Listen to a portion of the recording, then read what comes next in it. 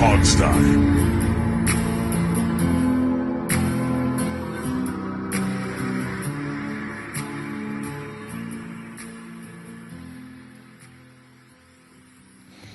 Hey everybody, it's me, Alex. I'm back. I was sick last week. Sorry. I didn't think people wanted me sneezing and coughing through an entire show and a little delirious with a fever. So I said I was gonna skip that show. I thought you were just being a weenie, to be honest. Nah, you've done shows with, plenty of diseases. Steve And is notice riddled I with was disease. there. Notice I was there. Yes. And besides, I'm pretty sure our listeners would have much rather hear you coughing more so than me speaking the entire time I did. So, Hey guys, Yeah. well, thanks for covering for me. Let me say that. It was easy. Given the level of contribution you have, it wasn't that difficult.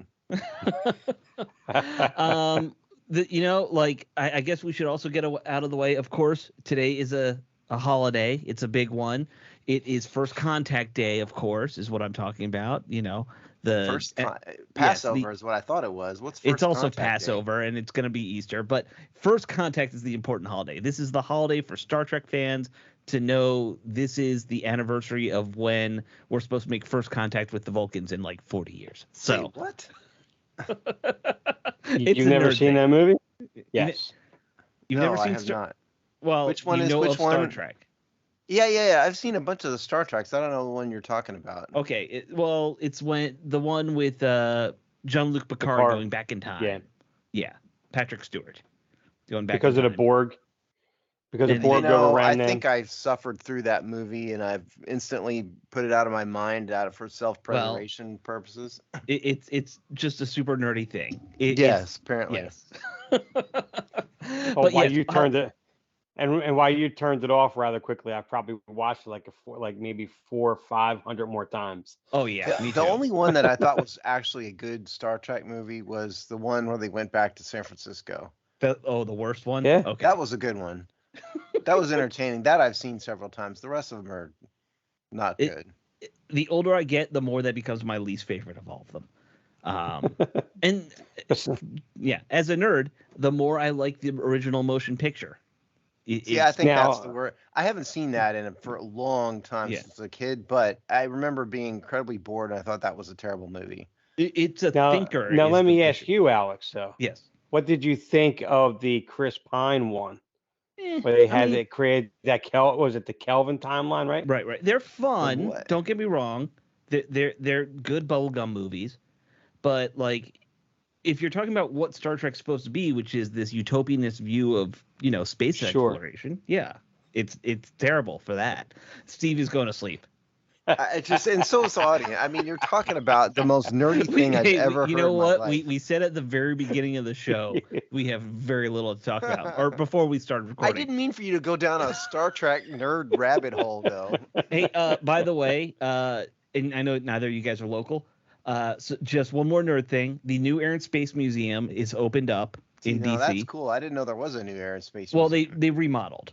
Oh, okay. They have a full-size X-wing in there. And Which as is much interesting. as much as I like That's not an sci-fi, Air and Space thing. that does not belong in their space. I agree. That would we be need called another a movie museum on the mall for cool sci-fi props. That's the entire museum concept. It's not an actual aircraft. It's a prop in a movie. Right. I love the movie. I love movie props. Absolutely. My favorite movie, Star Wars. I get it, but yes. Legitimate? So you are a little bit of a nerd then. I've made it since I've said on this show for years that Star Wars is my favorite all-time movie. So I call it great for that. But yeah. But like, what actual historical aircraft do they have to take out of the museum to put in a movie prop? I'm assuming, the Wright brothers plane or some boring piece of wood. Who cares about the Wright brothers? They had to have created a wing of just like sci-fi creations of fantasy ships, something for fun to go off and walk at. There's no way they have it incorporated with the actual museum. I can't see that. No, I haven't been in there. No, I have right not. Across the street from my office, and I've yet to go in because I think you need tickets now to get in. I was asking Alex. I mean, Dave, I know you're in Philadelphia, but like Alex, I thought maybe you'd gone. No, I know it's there. I gotta go. I gotta find a day to just like play hooky at work and go. So how did you know? Well, especially now. In there? It's a big thing. It's it's a story. Yes. But who funded it? Did I mean? Who funded what? Putting it in there? Yes, Disney donated it. Oh, there you go. Yeah. Disney. Yeah, I'm sure they donated. Company. Dude, it's cheaper for them to donate a prop than to keep it somewhere and have to pay to maintain it. It's apparently cheaper for them to make horrible message-filled bad movies and lose. All the Star Wars movies they've made have been awful. Yes, I would modify. Great, but, yeah. I would modify what you're saying to say all recent Disney movies have been awful. Well, I will say, The Force Awakens had some decent parts to it. It wasn't good bad stuff in it, but then it fell off after that. Yeah. Well, but the first time I saw that, I agreed with you, but I saw it again. I thought, you know what, this movie sucks, and it's very derivative. All their movies all the reboots were basically, hey, let's remake the first movie. Hey, let's remake the second movie. And then they kind of destroyed the storyline in the process, and that was just horrible. Exactly. Yeah. Although, some of it's not their fault. You can't help Carrie Fisher dying and things like that, obviously. But you could keep her corpse from flying through space. Yeah, that was a little weird. You could not bring ships up out of an ice planet who'd been apparently sitting there with a crew ready to go for decades. Right. A lot of things made no sense. A lot of, and don't get me started. You want a real nerd story? I could really go into all the flaws in the Star Wars sequels. Well, Star Wars is, as much as I love it too, it's the much more flawed sci-fi because it's space wizards in the end. Well, it's a story. It's that part you have to get back. And every good piece of literature, there's always one thing you have to kind of get past, the hook. Oh, absolutely. And that's so. Yeah. Certainly much better than Star Trek. Don't even get me started. There's no comparison. There is no comparison. Star Trek is the superior franchise. No, you're an idiot. No, that's totally wrong. I'll fight you. I challenge you to a lightsaber duel. I see your lightsaber duel with I have teleporters and photon torpedoes and you're done. I can blow up your planet and you're done. Every Star Trek ship can blow up a planet too. That's the thing. No, they and here I sit here. I just enjoy both. I just love them both. Dave. You have to pick a side. No way. I love them both.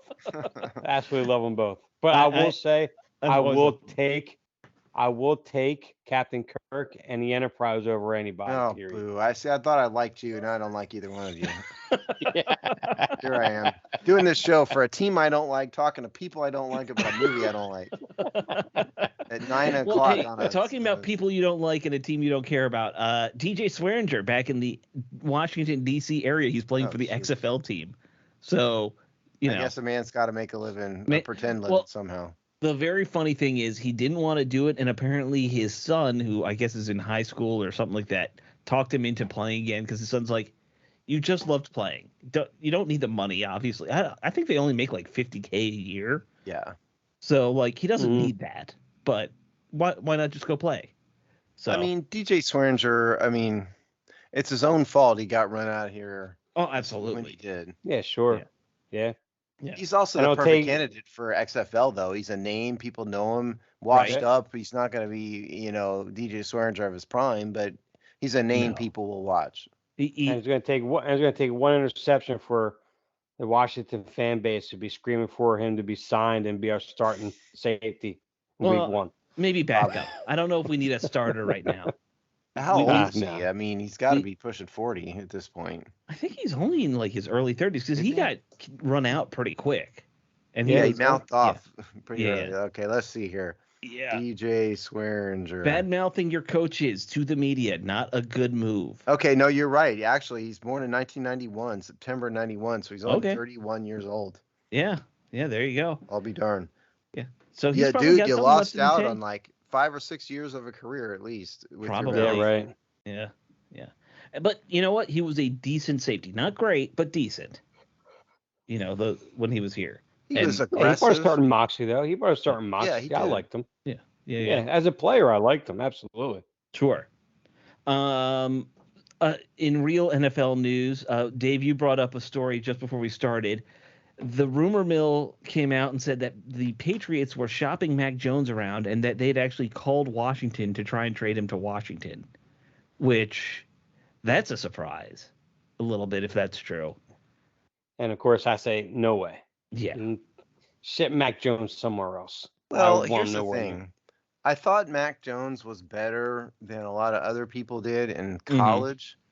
I'm not talking about draft him, at the top of the draft or anything, but he has potential. But now we've seen him a few years, and Bill Belichick couldn't make it work. What makes anybody think that Washington could make it work? Maybe nobody does. First I heard about this was 5 minutes ago, but right. That's why I wouldn't do it. I did like him as like a low first round, high second round pick in college, but now that Belichick's worked with him and it hadn't worked, I mean, no. He's a good arm, but he does have the limitations of mobility. That's always going to be. And in today's NFL, that's going to be very hard to build a team.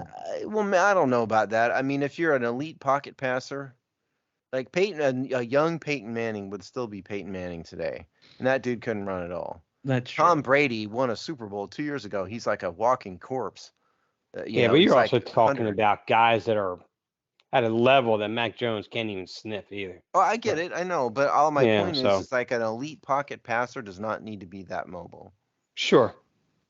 Now, see, the interesting part of all this is the fact that how apparently Bill Belichick and the Patriots are interested in Richardson out of Florida, though, which is a complete flip to what his usual offensive schemes typically are.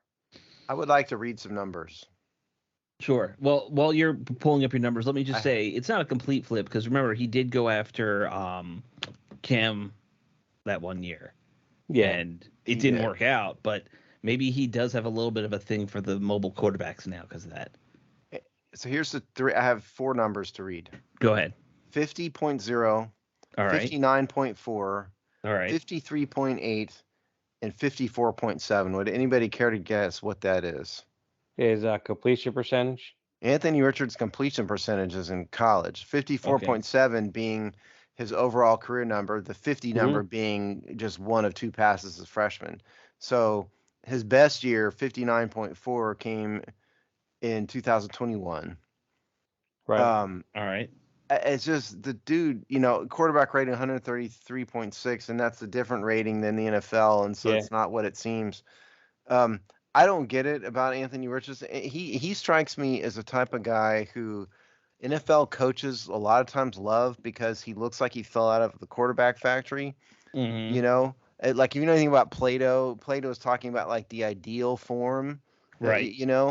Anthony Richardson is the ideal form that you can never attain. But he actually kind of sucks as a quarterback, and that's a problem. In terms of passing ability, I don't know how that translates in the NFL very well. How many quarterbacks have improved on that in the NFL? I can name a couple, but not a lot. Matthew Stafford is one. Probably Taylor Heineke, maybe.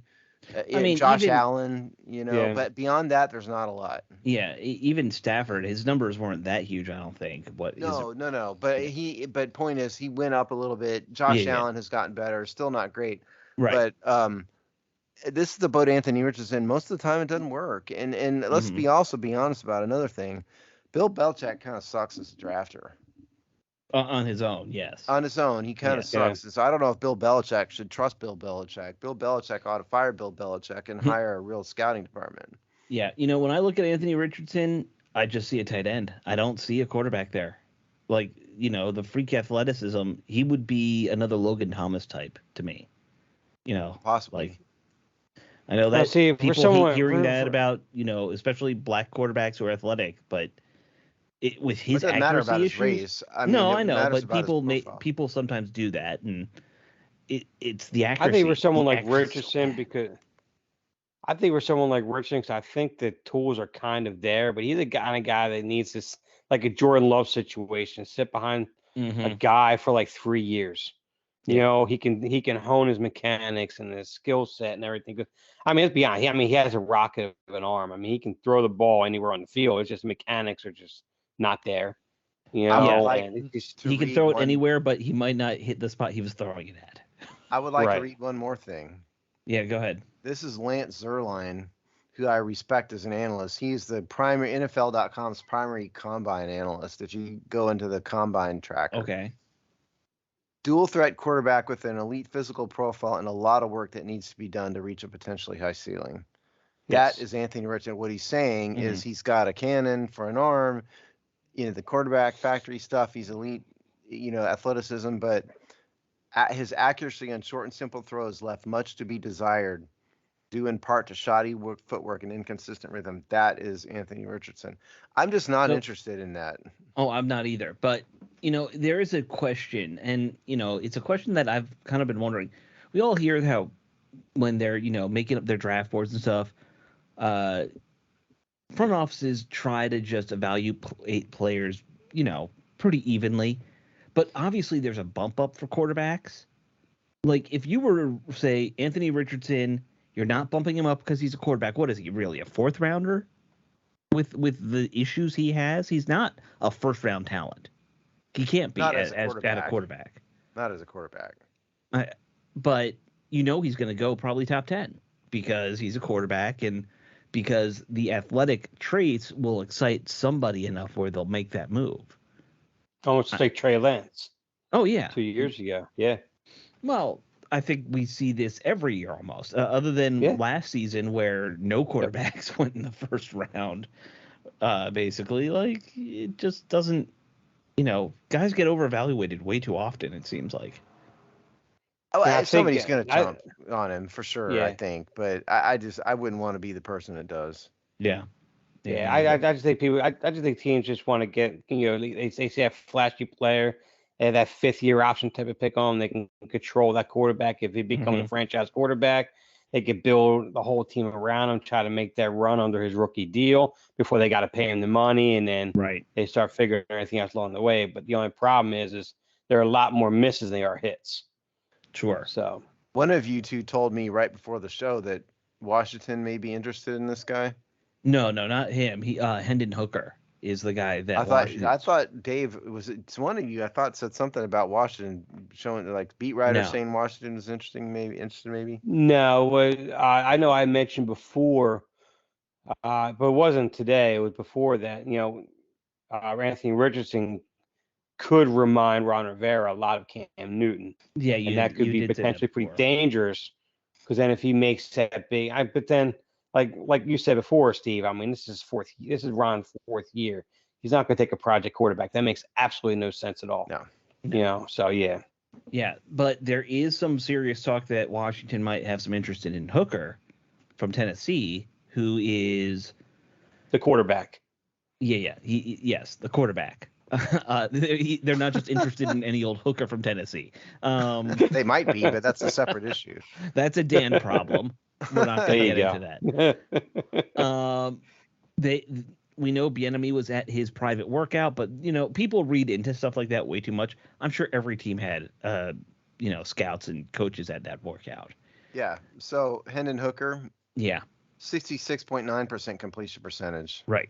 Quarterback rating, again, the college rating, 172.2, much higher, much better. At one point was in line to maybe win the Heisman, got hurt. He has an ACL injury, and also he's 25, which are two of the big knocks on him. Is he's old. Yeah, but look, he's still in his mid-20s. I know, but I'm just saying those are knocks, and those are the reasons why he's not a top 5 candidate right now. I mean, the bigger issue is that he has an ACL tear. Yes. And so that's one thing. But so he's probably, and it was a late season tear, I think. So like he probably, like if you're being safe, you're probably not playing him next year if you draft him. But so he has a ton of upside. Yeah, I mean Zerline, NFL pocket passer size, dual threat athleticism, rhythmic passer, prefer to keep plays on schedule. Good, allows route combinations to develop, good footwork, high risk, low yield throws, great tight end touchdown interception ratio, much better quarterback than true like quarterback than Richardson. But again, the ACL tear, it's going to scare you. Yeah. And I think his touchdown interception ratio is ridiculous too. Unbelievable. 58-5. Yeah. Wow. Yeah.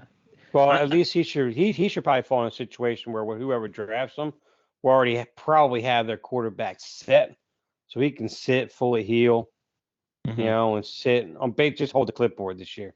At a minimum, not go to a team with a coach in their 4th year of their contract. No. Yeah. No. But it also would be the most Washington thing ever, too. So. Yeah, I mean, we do love to draft quarterbacks right before we fire the coach. Jay Gruden says hello. Yes. Yeah. Jay Gruden says hello.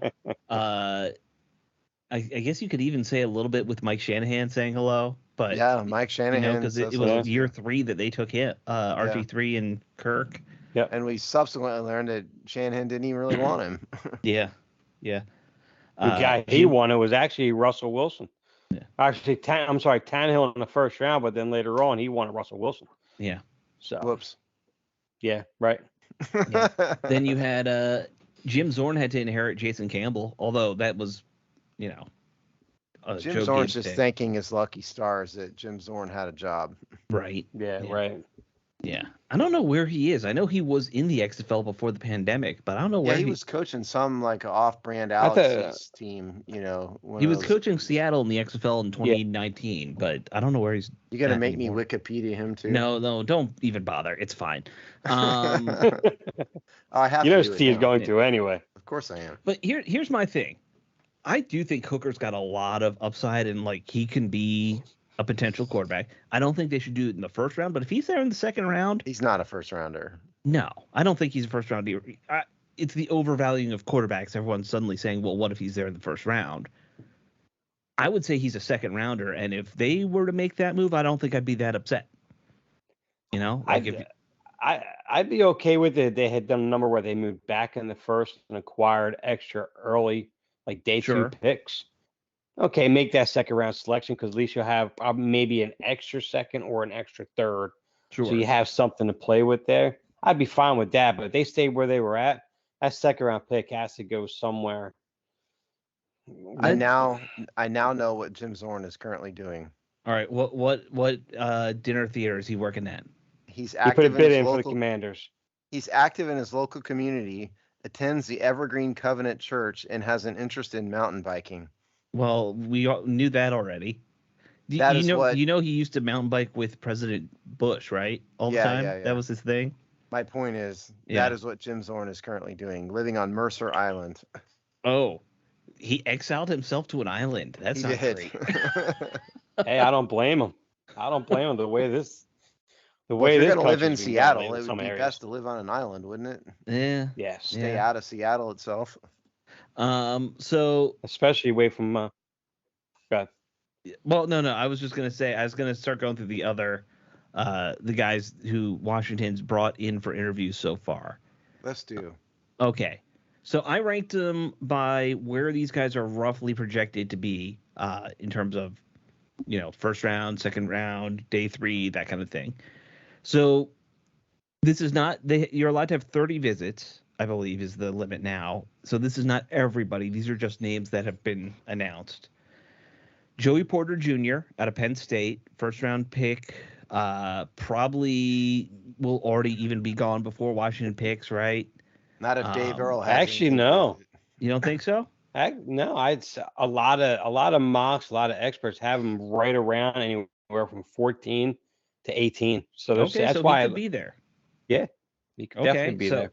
If you look at no one from Tampa's road to the draft columns, he's one of the ones that's consistently mocked to Washington. Yeah, right. He is. He's probably third, definitely a third best corner in this draft. Mm-hmm. Some might say the fourth because that kid out of Maryland. Some people put about with the Banks, right, out of Maryland. Yeah, I think so. Yeah. So. Yeah. Brian Branch, safety out of Alabama, which that one surprises me because he's also like a first round caliber guy. Why do they need to draft a first round safety? Yeah, it doesn't make. No. I mean, but this is a guy they brought in to interview. It could be maybe they look at where they're at with safety. They don't want to pay big money to these guys. Because what's his name's father's already bitching about, my son's not paid enough, right? Cam Curl. Curl, yeah. I mean, it could be total subterfuge, too. I mean, they do that. Could also just be background research, that kind of thing. I do believe also Branch is pretty versatile where he can come down and play the slot, play that Buffalo nickel that loves to play. I mean, he could play almost multiple roles in that defense. And if the Cam Curl don't work out, then you push him right back there after this year or something like that. I think Cam Curl needs to tell his dad to be quiet. That's what I think. Yeah, I agree. Your parent, never let your parents negotiate for you in the press. That's not a good or good talk. I mean, GMs hate that stuff. Yeah. You know, unless your parents are saying, I really am happy with how things are going for my son. Don't need anything. Or just be a cheerleader. You don't just be a cheerleader. Exactly. You don't need to get involved in money and Yeah, you don't want that. No. All right, offensive tackle Darnell Wright, Tennessee. Another first round kind of projection. Then we have guard Osiris Torrance out of Florida. Who I like a lot. Yeah, you mentioned him in your column. Yeah, you see his name, I think, quite a bit. Another guard, Steve Avila. Is that how you pronounce it? TCU guy? Yeah. Probably Avila. Yeah.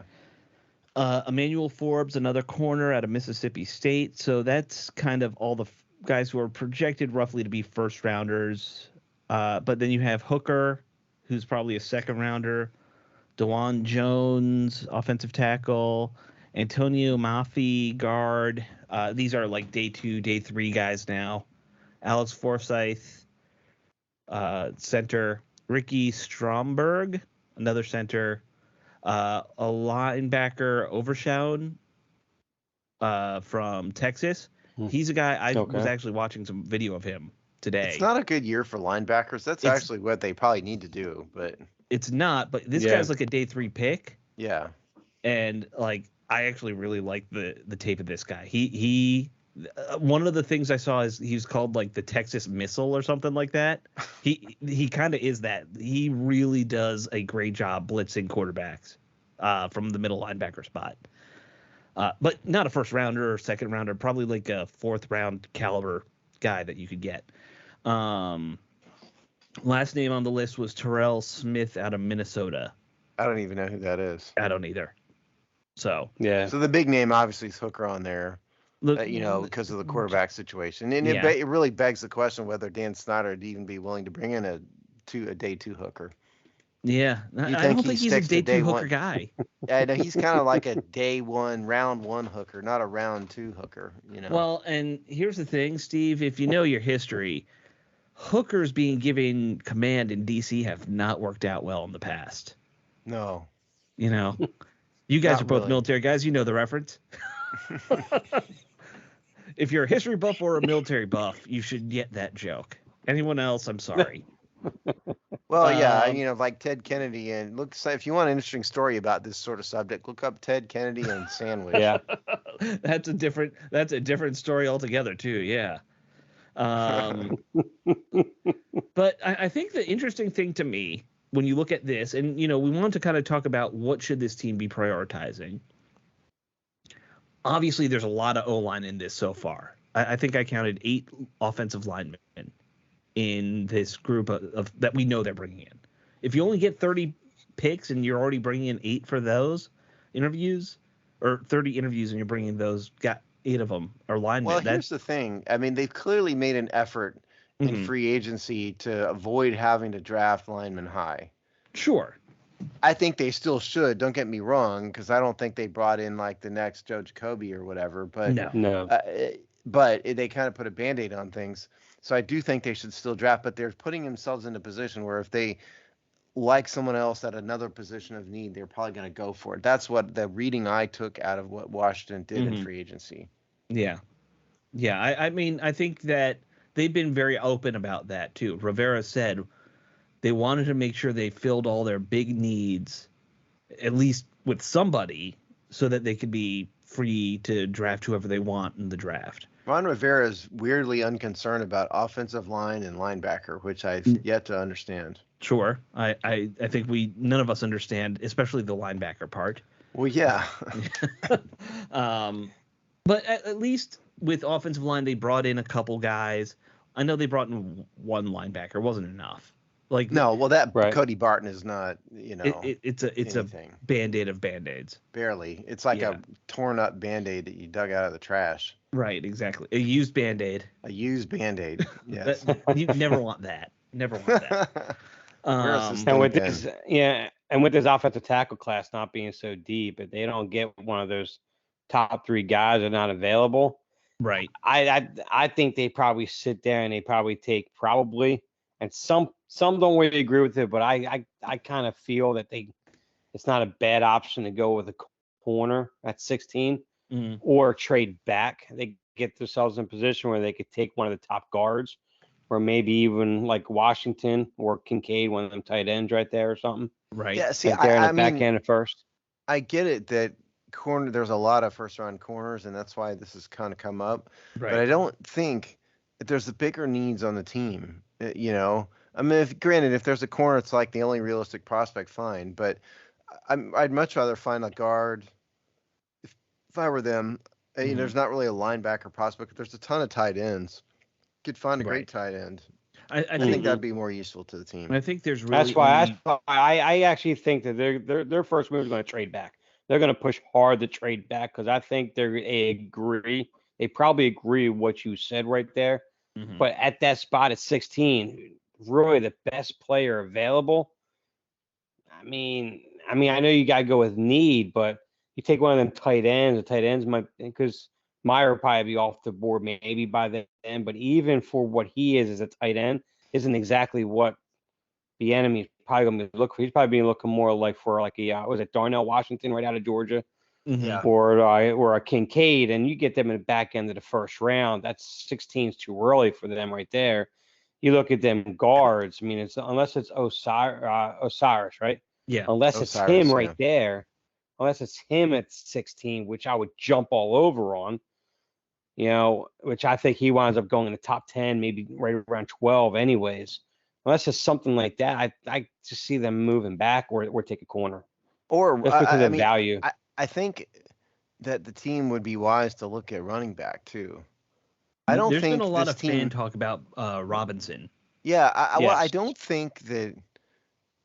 I think the fans are overly optimistic about Washington's running back group. The fans want Robinson, that kid from Texas. I thought you were talking about Brian Robinson. No, sorry. No, Bijan Robinson. Oh, okay. Yeah, I mean, because Antonio Gibson has chance. He's not consistently produced. Brian Robinson, great story, but had 2 games that he had good numbers that brought his overall. I mean, it wasn't. Right. Certainly deserves another chance, but I really think that they ought to think about that. You can never have enough depth at running back anyway. But they need to find a star running back. Sure, it would help. He's a true 3-down guy without a doubt. Yeah, exactly. Yeah. Well, there's a bunch of good running backs. There's him, and Gibbs is the other one name you hear a lot, right? The Alabama running back, because of course it's an Alabama running back. It seems every year Alabama puts out one more, starting caliber running back. They can't produce quarterbacks, but they can produce running backs. Yeah, right. It's impressive. And it really is. Yeah. The only problem with Gibbs, though, he's probably going to be a back end of the first, early second round guy. So if you pass on a running back in the first at 16, Gibbs is going to be gone by the second. So if you want to run it back, it's going to be Bijan Robinson out of Texas right there at 16. Yeah, I don't have. I wouldn't have a problem with. I don't have the list of all the NFL prospects right now, but Washington really would try to draft one of these quarterbacks if they fell to 16. A quarterback or cornerback? Yeah, quarterback. Like Will Levis, Anthony Richardson, one of those 2 guys if they fell. I think they would, but no. Yeah. I think the only one maybe would be C.J. Stroud, maybe. There's no way C.J. Stroud is going to be there. You're right, I know. Right. But that's why I think, or unless it's Hooker in the second round, I think. But they almost have to draft a quarterback. I mean, I can't believe even a team as dumb as Washington's just going to hold their hat on for the future. A guy who was I'm sure they will. Draft pick last year. Yeah, I'm sure they will, and that's probably why they brought in Hooker, and that's why. I mean, just like what Alex was talking about, second round would be an optimal spot for him. So, yeah, I mean, I would be fine if they drafted Hooker in the second round, or the kid out of Stanford maybe late in the fourth. Like, I agree, they need another guy. They just do. That kid Stenson out of Georgia. Yeah. Yeah, he's another one. Yeah. Although he's in some hot water, isn't he? With like that lawsuit thing that's going on there. I think it's not actual hot water. There's a thing. I think it's not a big deal. Best I can remember. I'll have to look into it again, but I don't think it's any kind of big deal. But look, he's also a young kid getting in trouble. Yeah, but this wasn't even a criminal charge. That was the case. Yeah, it was just like a civil. Right. Yeah, he's not in actual trouble. He's in like fake trouble. Like NFL teams will go, oh yeah, we talked to him and he's really feels bad, and so we're going to draft him. That's what's going to happen. Right. But like I'm fine if they go quarterback at some point in the draft. I just don't. I think it's a guarantee they'll do it. They will, but I also think, and a lot of people have said it, that this is not the coaching staff who will likely be here next year. They shouldn't be spending high value on a quarterback because it's not going to be their guy in all likelihood. So, like, they need to live with that because they made their own bed here. Ron Rivera chose not to draft a quarterback his first year or his second year for some reason. Don't know why. Like that seems like a standard thing every coach should do. Okay. Stetson Bennett. Yeah. So he was charged with public intoxication, which is a misdemeanor in Texas and not a big deal. Right. And it's the kind of thing that they will send you to an alcohol awareness class and you'll get a deferred adjudication out of it and have to not get in trouble for 3 months. So it's not a big deal. Gotcha. I mean, like obviously there's 2 first-round running backs. There's like 4 first-round tight ends from what I've seen some places. There is. There's a lot of tight ends. Yeah. Tight end is deep. Running back is decently deep.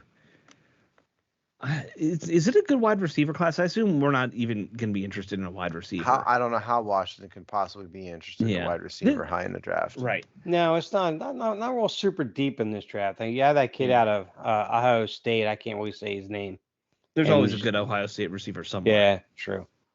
But I mean, this is the year not to really need to try to get a number 1 guy. There's a bunch of good compliments, number 2 guys, and a lot of slot receivers in this draft. Mm-hmm. But not like any real true elite number 1 guys. Right. And there's a bunch of good offensive linemen, but they're probably more in that late first, early second for because like you said, the top offensive tackles will probably be gone by the time Washington picked. But really, I think that whatever they want to do, I've always kind of been of the opinion they should just go to Eric Bieniemy and say, who do you want? Because it's your offense. Tell us who will help you make this work. Because that's what we need to do this year is make that work. I mean, nobody's just going to I can see either Robinson or Kincaid. Yeah. I've been hearing a lot of people talk a lot about Kincaid being actually the first tight end off the board, which I find hard to believe. But I mean, he has all the measurables. He reminds a lot of people of Travis Kelce, I guess. With his, he's not real fast, but he's elusive. And he had great hands, doesn't drop anything. So he runs all the routes. Nobody's going to hand that kind of power to the offensive coordinator, Alex. Just so I know. I know realistically that's not, but that's what they need to do is they need help on offense. More than anything, they need help on offense. Yeah. Like they've invested in this defense. They have a defensive head coach. They have, they've been the defensive team. They need to put points up. And you brought in Bieniemy. You gotta kind of let him have success. And let's be honest, if you really want to have Sam Howell be your guy, what better choice is that than that running back out of Texas, Robinson? A running back and tight end are the best friends of a young quarterback. Yeah. And at least we have some talent after Logan Thomas in terms of potential, but nothing like a superstar level. But you put Robinson out there with the 3 receivers that we have, you almost don't really need an elite tight end. So true. I always think you need an elite tight end, but that's just me. It's an X factor, Sure. And a safety valve. It's the classic safety valve kind of question. Well, if you can find a guy who's an all-time great at any position, it helps. Including tight end. That's the trick. I mean, you can't just find Travis Kelce in the tight end, at the tight end store. Sure. He's an all-time great, probable Hall of Famer. And that's just hard to find that. And let's be honest, Kelce coming out wasn't projected to be the Kelce we see right now either. He wasn't projected to be that level of a tight end either. So they could find someone in the third round, like where Kelce was drafted, that could fill that role just fine too, that we don't know about. Well, tight ends kind of like running backs in that way, where you can find them all through the draft and they end up being productive. There's a lot of intangibles that make for a great tight end. Yeah. Well, Jordan Reed was drafted the third round, right? Yeah, Jordan Reed, third round. Yeah.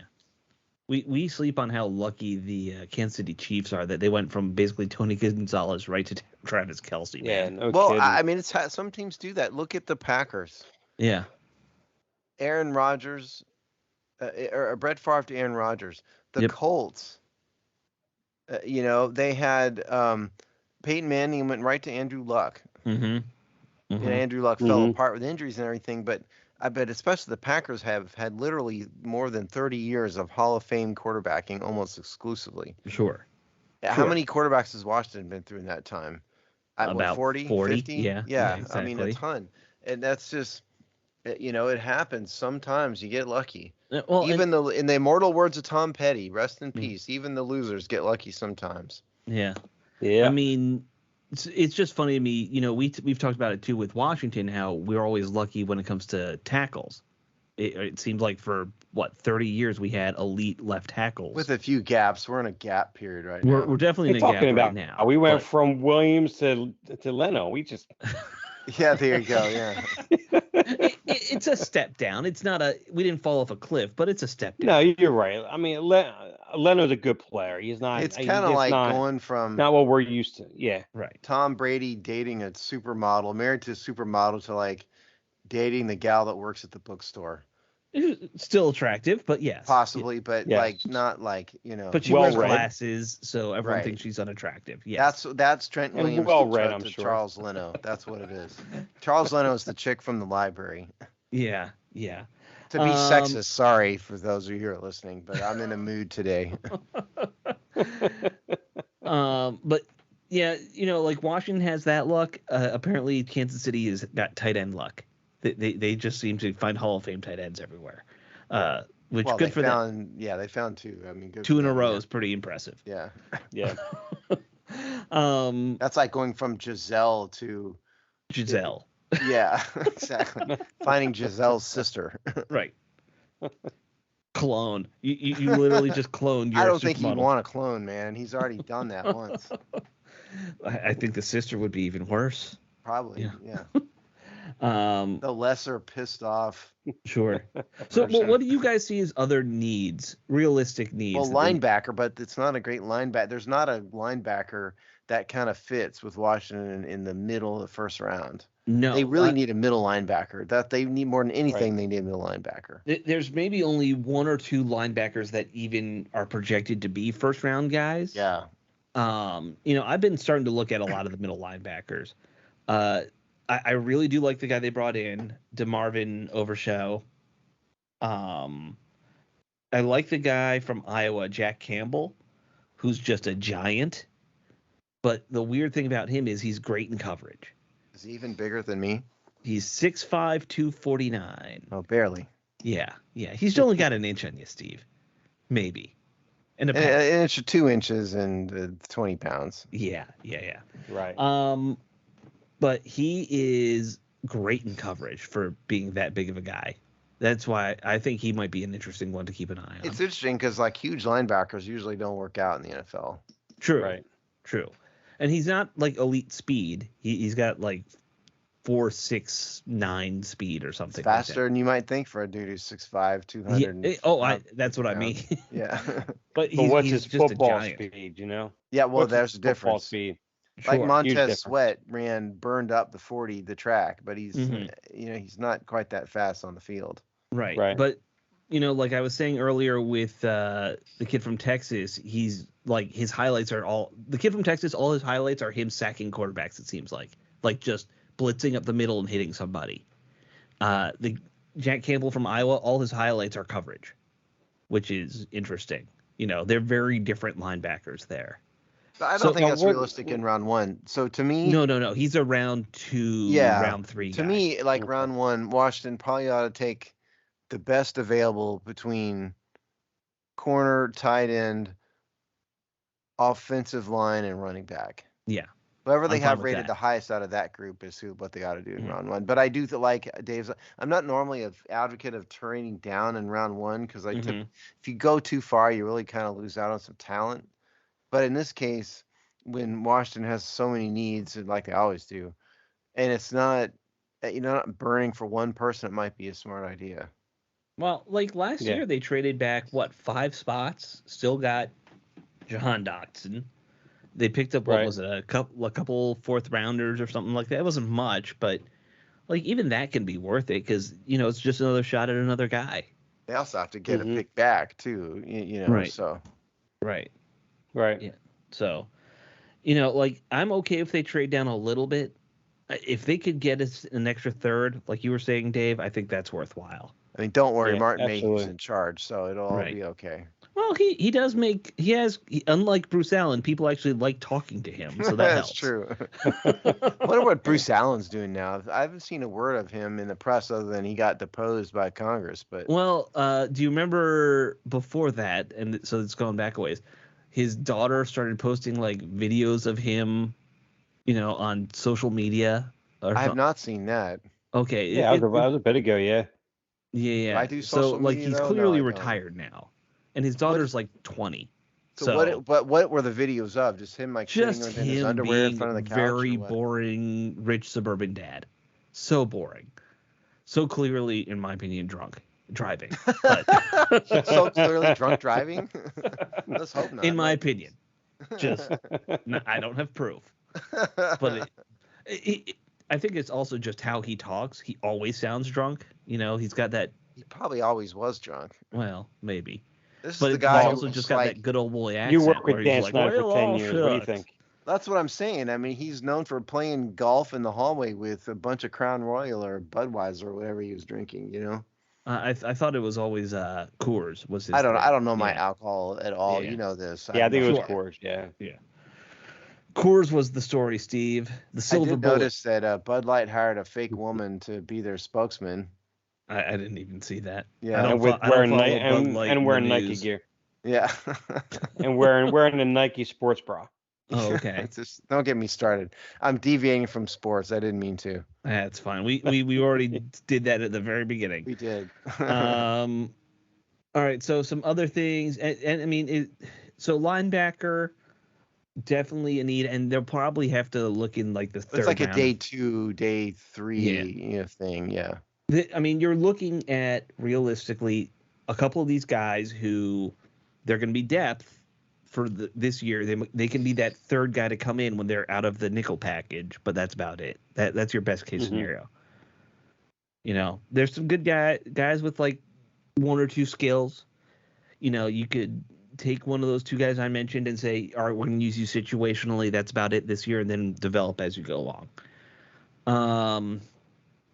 Any other needs you guys see? Well, I mean, first round, if you just talk team needs generally, they need a quarterback. Sure. They need a 1 tackle at least. They need a guard. Mm-hmm. They need a tight end, running back. Desperately need a linebacker. They need a slot corner. You've missed a big one, center. I think center is a bigger need than even guard now. I mean, if Chase Uriah could ever stay healthy, I mean, he's fine. But that's kind of the key, It's like they had a bunch of centers get hurt last year. They did. They got some nice mid-round centers in this draft too. They can go after. Yeah, I'm not sure it's as big a need as guard. Like guard, they've got the dude over here, playing guard right now. That's not good. Yeah. Now don't forget about that kid Chris Paul. They really like Chris guard. Paul. They do like Chris Paul a lot. Yeah. So I mean that might very well with Wiley coming in, that might actually take guard out of the picture in the early part of this draft. To be honest with you, because they might just take he was our right tackle last year. Cosme. Sam Cosme. Cosme, thank you. because they might just move Cosme in at right guard and try Chris Paul at left guard, while they put Wiley out there right tackle. In the whoops, we blew this draft pick move. Pretty much. Yeah. Again, we are trying to salvage the asset. Yep. Yes. It's standard thing you do with a tackle when he doesn't work out. Yeah. I wrecked the car, Mom, but we can still use this as like the backup run around to go to the the grocery store. Yeah. But you know what? I mean, I'm full of good analogies today. I've compared I've compared Charles Leno to a librarian and Sam Cosme to a wrecked car. Yeah. But going through this conversation right here, I mean, I'll be honest with you, I'm actually kind of in a way pulling a little bit for that at a running back out of Texas, to be honest with you. I was more with corner, Joey Porter especially. You guys know that already. Sure. You know, or a tight end. That's why I say a little bit of bias grab a there. Tight end. Yeah. Oh, absolutely. 100% biased on that one. Absolutely. Yeah. Well, yeah. I mean, were you with a very good corner too, and he can play Porter because he's with the Penn State Sandusky's, or is because you just think he's? I mean, no, he was post Sandusky. There's still always the Sandusky's. Point is that why you're high on him, or do you legitimately like his game? No, I like his game. He could play. He's played both zone and man covered when he played for Diaz. And I can't remember the defense coordinator prior to that. Sandusky. And he's always, no, not him. And he's always, and he's constantly in the Big Ten been one of the top elite corners, you know, for the last 3 years. That's what he's never his game is never, no matter what scheme he's played, he's always been one of the best corners in the Big Ten. It's just he's very consistent, and he's got the length, he's got the speed, he's got good quick. I mean, he's an excellent corner. He really is. I mean, not the best corner in the draft. I'll admittedly so, but still. But my thing about corner in this draft is such a deep draft. You know, yes. I'm just looking at CBS's, like, where they rank guys. They have 5 corners ranked as first rounders right now. Yeah. So, like, and then, you know, the 6th and 7th and 8th guys are all still top 50. Yeah. A lot of corners in this draft. Yeah. This is a deep corner, like, and, you know, then you get to draft strategy questions. If it's a deep corner draft and it's a shallow draft for good linemen, does it make more sense to take a lineman early? Yeah. When you know in the second round you can still probably get a starting corner. Possibly. Yeah. You know, like, yeah, you might not get Porter, but maybe you get Ringo out of Georgia or something like that. You know, like he, you know, one of these guys could fall to you still. Ringo stars in the draft. I just think with the instant success I just think with the instant success that Sauce Gardner gave the Jets last year, right? Any one of these top 3 corners, I think, give you that ability to have that instant success, especially when you go, especially when you talk about Christian Gonzalez. I think him right there. I think he's this year's Sauce Gardner. To be honest, I think that's the guy. Yeah, I think he's that guy. Top 10 caliber guys in the draft, and one of them's going to fall. And the kind of impact he could have, especially if the defensive line is healthy and they apply the pressure they should this year. For having someone like Porter out there, he could take advantage of the quarterback under duress making these quick throws. You know, and he could wind up having a really good rookie year for us. Sure. I mean, look, I'm not hard against a corner. I'd rather go offensive. Just I think they need more help on that side. But, you know, Porter would be good. You know, any of these top corners are worth it at 16 for sure. The running back thing is the wild card to me because I've always been one of those, like, I don't like drafting running backs in the first round type people for, you know, at least for the last couple of years. But Robinson is a talented running back. Running backs at the top of the draft didn't do well. Historically, they haven't. No, they do fairly well. Oh, I wrote about this. Yeah, like first round running backs are usually worth it. Until you have to go back 2 years ago, I wrote that long, complicated 4-part, draft analysis. And for those you don't remember, I mean, I went through every draft pick of the last 20 years, all of them, over like a month. and did a whole bunch of stats and stuff. And I mean, the first round running backs were more or less worth it. Okay. I mean, look, the two biggest names in first round running backs have both been in the NFC East the last few years. I think that's fair to say, with Elliott and Saquon Barkley, right? Elliott's no longer with the Cowboys. Barkley, I'm going to give Barkley a pass because he got hurt. But, those are the risks you take with running backs. It is a high turnover position. Anything else, or do we want to hop onto some of the other little topics we had? I know, like we said earlier, it's a thin show. So we've been stalling talking about, what Washington could do. So I'll give you all some numbers. All right. So running backs picked in positions 11 through 20, which is the middle of the first round. There's been 9 since 2000. Okay. And of those 9, 2 were selected first team All-Pro at least once. 5 went to a Pro Bowl. And the numbers in 2 of them only started 1 or 0 years. And that was as of 2 years ago. So 2 busts out of 9, and the others were all pretty down. Yeah.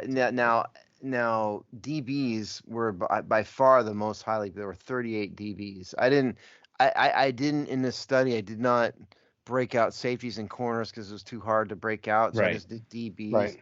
38 DBs. 10 were first team All Pros. 18 were in the second category, which is 1 Pro Bowl, and there were 5 total busts. And so that's a higher success rate for DBs is, I think. Well, no, that was a higher total number. Now, if you want to go to success rate, I have a chart for that too. So the percentages of multiple All-Pro teams, the linebacker was first, 19% of those picked that was 1 through 10. Running back was second, 18.8. And in the top 10 picks, and then DBs were third and 12.5%. And in terms of the picks 11 through 20, it was defensive tackle and offensive line were in the lead for multiple, true elite multiple Pro Bowl types. I honestly always feel like first round linemen are the safest. Yeah, and that's what the stats proved. But running back, like I said, the top of the draft running backs were the second safest. The second best chance of gaining a truly elite talent. Let me say it like that. Okay. Well, so we had some other things we wanted to discuss. Do want to kick the Rivera getting power ranked as the 25th best coach out? I mean, that it's just a PFN said. Well, I wrote the whole big story about this too. I mean, you did, yeah. Yeah, it was just by accident, by the way. I needed something to write about, and that popped in my head. Sure. So if you want to go something else, we can certainly pass. Well, I wanted to give the little mini updates about the sale stuff because we did get that. Yeah, we got the story that Dan Snyder apparently met with Jeff Bezos a few months ago during the holidays. They didn't say which holidays. They just said during the holidays he met with them. So we don't know if this was Christmas and New Year's or if they met during Flag Day. I don't know. How does a guy who's barely a billionaire and a disgraced barely a billionaire get an audience with a dude worth $140 billion or more? Well, he's trying to sell him something. That's how. But how did he get in the room? It was a phone call, I think, not a. Okay. Yeah, I don't think it was a in-person thing. I mean, think about this. Yes, excuse me, from the assistant. Right. There's a Mr. Snyder who wants to meet with you. Right. What I would run screaming from that. No thanks. Hey, listen, coming from someone who's had the receiving end of a sympathy date when I was younger, this is probably all it was. It was, hey, you know what? Bring him in. I feel bad for him. Bring him in. Yeah. And you convinced her to marry you anyway. Yes, I did, and it worked out well. 27 years later. There you go. That's a good number. 27 is a good number. Going with this. Yes, sir. But that is, it is interesting to note that they've been talking because their original story was Dan Snyder hates Jeff Bezos, and so they'll never Bezos sell. has been a bargaining tactic to drive up the price since day one. Yeah, I know. And I agree with that. I think that's true. Mm-hmm. You said it last show, Dave, when Alex had weenied out of the show. I mean, Jeff Bezos, it makes all the sense in the world for him to hold out for the Seattle Seahawks. It does. Mm-hmm. Yeah. That makes a lot of sense. Yeah. Yeah. So, go ahead. I was just going to say, the other thing that came out was Magic Johnson was on the Today Show, and he did confirm that they put in a bid, his team with Harris and Rails put in a bid, and they're hoping to win, obviously. One thing he said, he said something, he's won a championship ring in every what is he talking about? No, he hasn't. Well, I guess he's claiming that every team he's been a part of as an owner No. He's claiming that he owns a minuscule part of the Dodgers who won the World Series in 2020. So he has an NFL ring and he has a major league. He's not NFL. He's got many NBA many, like 8 or 9 NBA rings, and because he had 5 as a player and a bunch of others when he's with the team, and now he's got a Major League Baseball ring. I don't know why he thinks he has a hockey ring. I'm not aware of that. He was mentioning the WNBA team because he owns them and they've won one, I guess. Yeah, the Sparks. He's part of the LA Sparks. And I think he owns a soccer team too, and they might have won. I think we could. Yeah, don't get me started on soccer. Yeah, I know. I'll shut up. But I think the point he's making is every team he's been a part of has won a ring. Well, I mean, let's be fair though. Yeah. He has absolutely nothing whatsoever to do with the LA Dodgers. No, I love Magic. He's my favorite all-time basketball player by far. It's not close. Kobe, rest in peace, second. But Magic Johnson has zero to do with running my beloved Dodgers. Sure, but when your team wins a World Series, everybody gets a ring. You get a ring. You get a ring. You get a ring. But here's what Magic Johnson did do for the Dodgers that he could do to a lesser extent in Washington. The Dodgers had the same problem as did Washington, for those you don't know.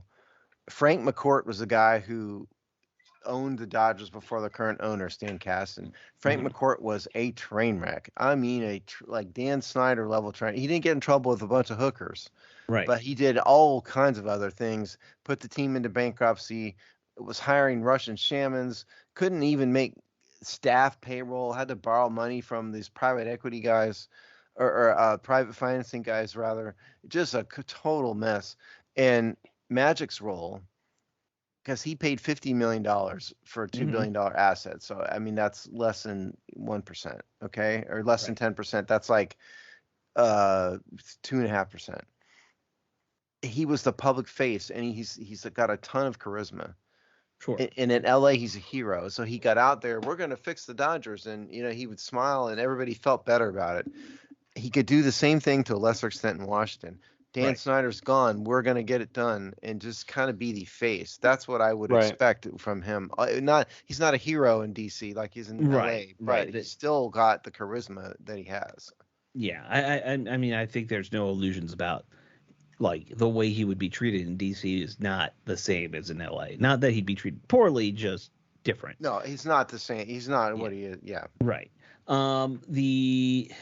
Yeah, it was just an interesting little thing that he was like, yeah, I want, like, he was very open about, we hope we win it because we think it'll be great to own the team. And hey, if they can come in and make us winners, who cares who's the owner, right? That's the truth. Here's the question for you guys. So, do you think the new owner will change the name? I'll be honest with you. I think right now when it comes in, I think the owner is going to have that kind of on a to-do list on the side, because the new owner, when he comes in, one, will probably already have a feel from the fans, knowing that this name that we have right now is not. It wasn't even number 3 on the list of what the fans are talking about. Regardless of that, Chadwick, whatever we were talking to on, I mean, I don't know what he was even talking about, because even when I did all the research I did for the name articles that we did, that wasn't even anywhere near any of the names that were discussed until back down at the end. It wasn't even part of any polls anywhere, and it was like, it's just, so I could see that being, so, well, that's a name to put on a to-do list to give serious consideration on, because the new owner is going to has to know that this name, Commanders, has a vile taste in many fans, not because it's a bad name per se. Mm-hmm. Exactly, Steve. I'm waving here, indicating that I agree with what Dave is saying. Yes. But it's just the fact that it was a name that Snyder just picked. And I think, Steve, you've talked about this before, is the fact that it was the cheapest way for him to probably go. Didn't have to worry about trademarks or anything like that. It was a lot easier to grab that name because he didn't have the money to do everything else needed to get something like the Red Wolves. Well, it was also, it wasn't all just that. It was also politics. Sure. It was the most kind of woke approved, least offensive name possible, and all of that. Right. Yeah, I would actually say it was not woke approved at all, but that's well, I mean, the Warriors isn't woke approved. Red Wolves wouldn't be either. Well, Red Wolves, Red Tails rather. I meant Red Tails wouldn't. Oh yeah, Red Tails, because they actually had an article came out talking about, well, that's like appropriation or whatever. Yeah, awful. It was terrible. And Warriors would be awful too, but to that crowd. So I mean, now you're kind of down to Red Wolves, and there were trademark issues with that, and I mean, well, the funny thing is that the person who suggested Red Tails was probably the most left-wing politician in DC. So I don't buy that one. Well, that's just one person. That crowd. And I think it's a terrible name just because it has nothing to do with DC. But neither does Commanders. No, it doesn't. Red Tails was great. Red Tails was honoring a classic World War II unit. From Alabama. So we're 700 miles from Alabama, man. They're not. I mean, just because Tuskegee Institute is in Alabama and they served in World War II in Europe, I mean, it would have been great. Military town. Yeah, I agree with that. That might have kept my fandom up. I was never a big Red Tails guy. It's an Alabama thing. If we have a team in Alabama, we should absolutely call them Red Tails. I love that. We've had this argument on the show before. Of course. Yeah, and you were wrong then. You're wrong now. That's okay. I do think that they'll probably change the name. It was interesting that Jason Wright said he's met with all these guys and none of them have asked him, should we change the name again? Of course they're not going to ask you, Jason Wright. No one cares about Jason Wright's opinion. Right. Jason, you screwed it up last time. They're not going to ask your opinion again. And you're going to be fired 5 minutes from now. So very, very likely you will not be there anyway. Zero people who are buying this team care about Jason. The guy who came up with Commanders is already gone. Yes. And, Jason Wright will be gone, and Ron Rivera will be gone, and Dan Snyder will be. All four people who made this decision will already be gone. I think they need to do it quickly, though, is the thing, because as quick as they can, yeah. Yeah, now, I mean, the trademark process takes like a year, and so they couldn't, and it's too late to do it for 2023 no matter what. And so you're really talking about 2024, but you can't let it go and go and go. Right. And don't go back to Washington football team, though. Like, just change the damn name, decide and do it. Just get it done with. Pick and go. Right. And to all the Chris Russells in the world to say, well, they got other bigger fish to fry. They don't have time to handle all that. Oh, they could put a small team together and say, listen, we want this name. Go figure it out. They're get it done. When you have it ironed out, I'll look at it. Boom, we'll pick it, move on. Right, exactly. You know what? Make one phone call to me. I can give you 5 names, figure out what the copyright issues are, and you're done. Right. There we have to call me to get the copyright issues figured out. Right. Call us. The three of us could figure out a good name and then the copyright stuff, and we're good. It'd be trademark stuff, but yes. Right. I through work, I can actually get us a very good trademark attorney too. That's another story. They need to go back to Redskins. That's my vote. I'd come back. They're never going to go back to Redskins, though. Realistically, that's not going to happen. You need to get over it. It's just. I'm not going to get over it, and you know that I tend to be stubborn, and I'm not gonna. Right. The only outside chance that would ever happen is because I know that there is, I forget the Native American group out there. They put a large petition together to go into Roger Goodall to bring the name back because they want Redskins to be reinstated back, and And they wanted to demand Snyder. I'm sure you remember seeing that, Steve. Maybe I do not. It happened. It happened shortly after the name was retired. It was actually pretty interesting. Someone said it was like 40,000 names on. I don't think it was that many. But if you feed off of that and you go to these reservations and you kind of get a feel for it and try to make some sort of a Florida state type of arrangement with these. But they tried that and it blew up in their face. That's the problem. Well, it was poorly executed. Sure. Hold on. Dan Snyder poorly executed something? I'm sure. I know. It's stunning. Yeah, right. Shocking. Yeah. They need somebody like me in attitude who just goes, I don't care. This is the name. And, and just convince and tell the NFL we're doing that. And you're right, Dave. I mean, it's a stupid discussion. They're never going to do that. It will never happen. Yeah. Right. It's just my wishful thinking. Yeah, it's just not. It's not. The NFL wouldn't let them get away with it. Too far gone. That's why with me, the only real 3 logical names would be either Warriors, and you don't even have to make that a Native American reference. You can use that anywhere, anything for that. Yeah. Right.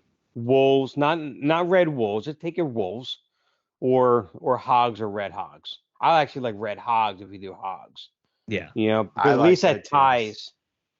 Yeah, well, that's of course there, but I don't think they would actually feed off of that.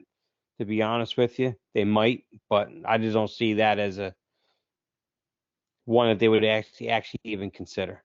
Yeah, probably not. Unfortunately, it's too woke, not approved. So, yeah. Anyway, I didn't mean to distract us, but the only other thing we should mention, there's an article about defensive linemen in the draft. If you guys want to read about that, go ahead. They're not drafting a defensive. We skipped it, and we're way over time already on this. Incidentally, yeah. All right, skip that. Yep, we'll skip that. Let's show we did pretty well. Yeah. Yeah, we'll talk about Hard Knocks next week if we can remember, because there is talk that Washington could be on Hard Knocks. They're eligible for Hard Knocks with the rules the way they are. Mm-hmm. But the summary is Washington is maybe the least popular team in the league, so they don't want that. With new owners possibly in, it's an all interesting storyline maybe there. Yeah. So maybe we'll talk about that next week. Yeah. Unless something big happens, which probably won't. Like all right, guys. Talk to y'all next week. Later. Yep. Bye. See it. I didn't realize we were so far over. Otherwise, I never would have asked that.